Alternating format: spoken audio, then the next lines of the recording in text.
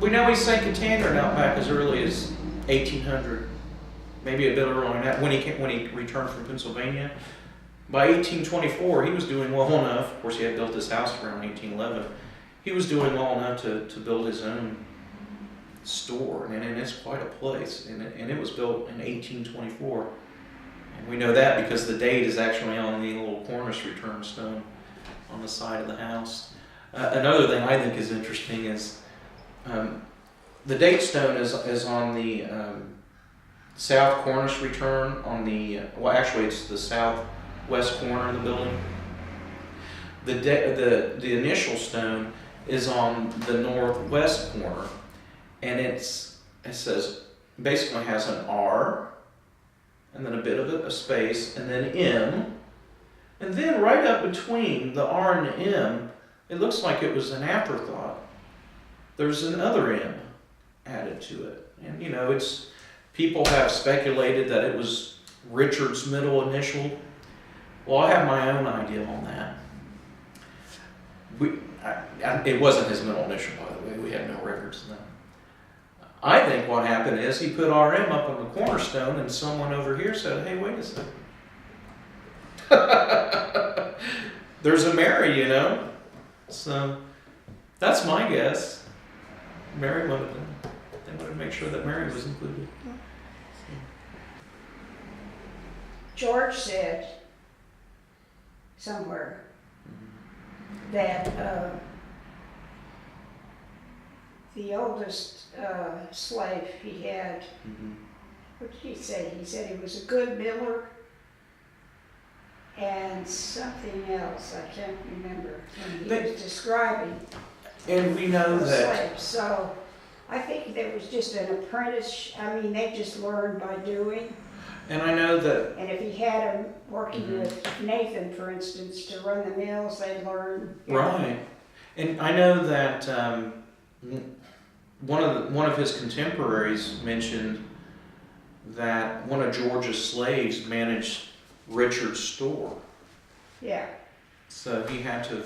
Well, the thing is, this was not a big plantation. It wasn't. With fields of corn or whatever. That is a really important point. How did you put these folks to work to make them produce? They had to pay their way. They were trained. Yeah, they were obviously trained in different to do trades. What you did to earn your living. Yeah, we know that. Well, one of George's slaves was an award-winning harness maker who supposedly won awards at the state fair. Yeah. Yeah. And they probably learned blacksmithing. Yeah. And Whatever really was ordinary chores that you had when you were running a large household with. Yeah. And Mary raises a really important point. This never really was a plantation, at least not in the southern historic sense. Richard was a planter, and he did raise cash crops. But as far as I know, his farmlands, the grounds where he planted, were not even contiguous with this estate. Scattered around. Yeah, they were outside, on the other side of what is now the lake and areas like that. He bought from a lot of the folks who were moving to Indiana. Yeah. He bought. You probably got it on the cheap here. Yeah. Well, and not only that, you have to keep in mind, this was really a center of Quaker and African American tradespeople. Most of the people who lived in this area, they were making things. They were very productive. They were tradespeople and artisans. Well, he had somebody working to make shoes. I know that. Yeah, they had that's shoe from Delphina's records. Basically a little shoe factory. Yeah.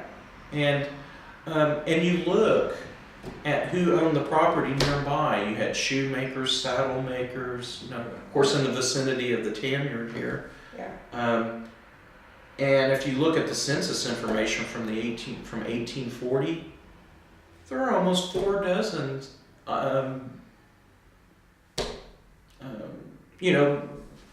people producing things. So this is really a lot of people don't realize this, but Jamestown was truly the cultural center of an industrial center of Guilford County. One of the women was a weaver We Yeah. know that. That more than likely was a pottery, we know. Just on the property next door here, they found what they think are remains from a kiln. They had the gold mill, also, the gold. Yeah, I think everyone was involved in that, and were scratching at the earth trying to get to that. But Mary mentioned this to me a while back, that in her reading of the Harriet Peck letter, there was mention of it, and then when you gave me the copy, I had the chance to visit that on my own. And it's really interesting. Yeah, she said that on a visit when Harriet visited Richard and Mary, that he showed her a small bar of gold that he said he had pulled from the earth not more than 20 rods south of his property. And what's really intriguing, I've recently gone through a lot of the land deed descriptions that are found in the old deed records, and it mentions a gold mine to the rear of the property, and we think we know exactly where it is. There's there's an area just off of the creek where the hill goes up at the rear, and you can see these large stones that come out literally from the side of the hill. And I can't help but think that was something going on there, and that's about the same location according to the land deed descriptions that it would have been, where it would have been located. So.